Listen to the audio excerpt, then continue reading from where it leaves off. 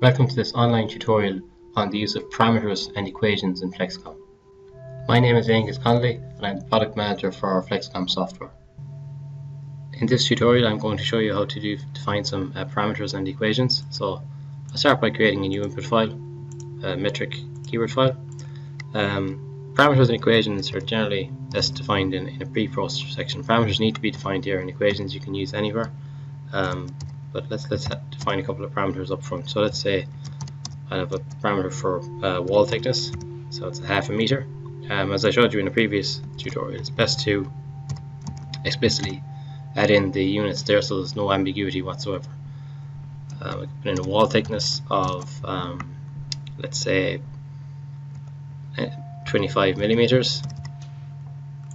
So I just need to be careful to put in the angle brackets. I'll just throw open another window here, which is quite useful for checking what the parameters are. So that's the outer diameter of 0.5 meter, wall thickness, but this is actually a character string which is 25 mm, which is meaningless until I put in these angle brackets. So then we can see that it's 25 millimeters in reality as well.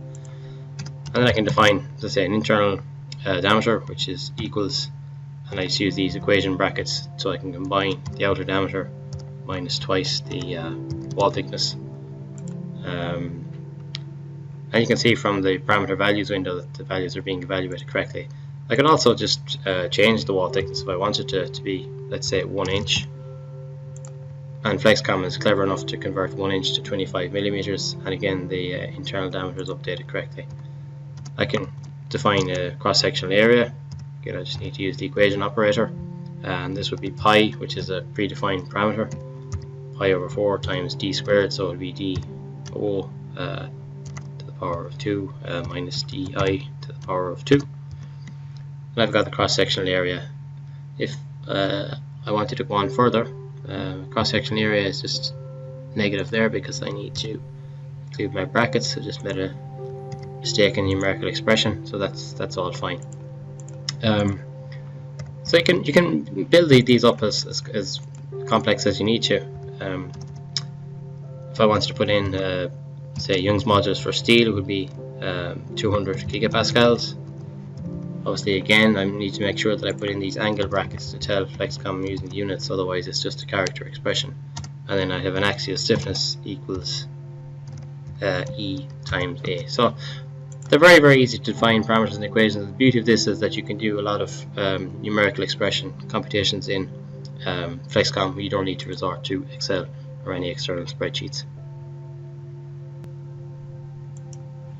I can also use some trigonometric functions if I wanted to. So I'll just say angle of say 90 degrees, and then let's say sine of A equals sine of angle. So sine 90 should be 1. It's not quite equal to 1 because this is 90. It should be, I need to convert that to radians before I do the sine operation. So sine of 90 degrees shifted to radians is indeed 1, as I expect.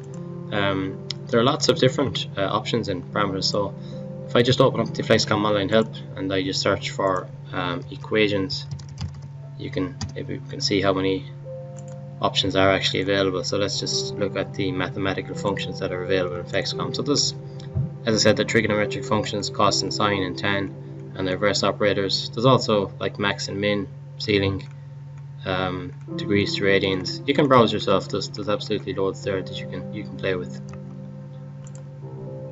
So if we wanted to go to a more realistic example, I'll just open up a slightly more realistic model. This is a very, very detailed example that somebody has gone to the trouble of creating. So there's quite a number of different parameters. I might just throw the model up on screen there as well.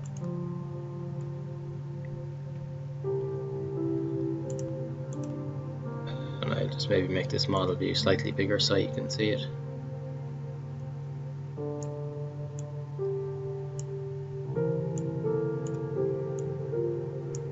There we go, so I can zoom in. So it's actually a mid-water arch flexible riser system, so 5 different risers, there's a point arch in the middle, and quite a lot of input parameters defined for that.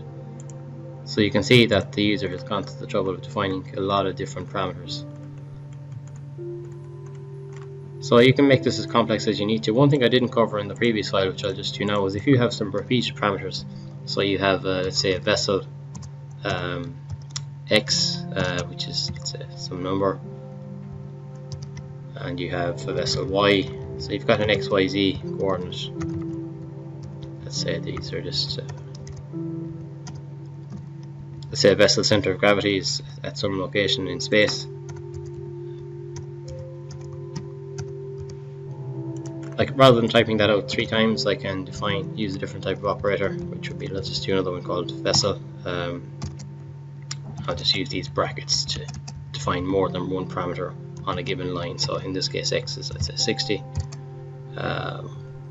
y is 70. And again, I can use units in here as well if I want to be totally explicit about it. And z is 30. So this format just lets you define more than one parameter on a given line. So here I've taken 3 lines to do x, y, z, and here I've just actually used the one line to achieve the same thing. So these x, y, and z are tagged onto vessel using an underscore. So it tells you on screen what it does. Vessel underscore x equals 60, and likewise for 70. And I could put in something different here, like this could be 30 feet. And again, that's converted internally to meters because I'm using a metric system. Finally, I'd like to look at another different example and to see how we actually go about using these parameters in a model. So this is a steep S. I'll just hide the parameter values window and I want to just show the model view. And I'll just dock that there on the right hand side. Hopefully you guys can see that now. So what is the beauty of actually using parameters? Let's say this vessel is located in 300 meters of water. So what if I made that 350 meters water? You can see on the right hand side that the water level has increased, but the vessel is now submerged, which doesn't really make any sense, obviously. So rather than having that hardwired as 300 meters, what if I was to create a parameter for the water depth? So I'll just do that now. Preprocessor section, create a parameter. I'll call it WD for water depth, and I'll set that as 300 meters. So now I can just reference the water depth here under the ocean keyword, which controls the water depth. I've also got a riser which finishes up at 290 meters elevation. So if I was to put in water depth minus 10, that's actually parameterized at the top of the riser as well. And now if I scroll down to the keyword, the vessel center of gravity is located at 305 meters in the x direction, so that's the water depth plus 5. So now if I was to go back and rechange the water depth from 300 up to 350, we can now see that the vessel has lifted up, the water has lifted up, and the riser has lifted up. So just by changing one number at the top of the keyword file, all of the dependent parameters beneath that, wherever they're referenced in the keyword file, are all automatically updated. So you can see the power of parameters in terms of model variations. You can even maybe push that up a little bit higher, and you can see that it's, maybe get it up to 400 and see what happens. So obviously the riser is very stretched in that configuration, but you can see how that could be useful. So parameters become even more useful when we start talking about variations and looking at different load case variations. For example, looking at regular wave amplitudes, periods and directions and different combinations of those, or even a random wave scatter diagram where you've got different combinations of HS and TZ. But we'll cover that in another tutorial. For now, this concludes the basic introduction to parameters and equations. I hope you've enjoyed it and I hope that you've gained some insights from it.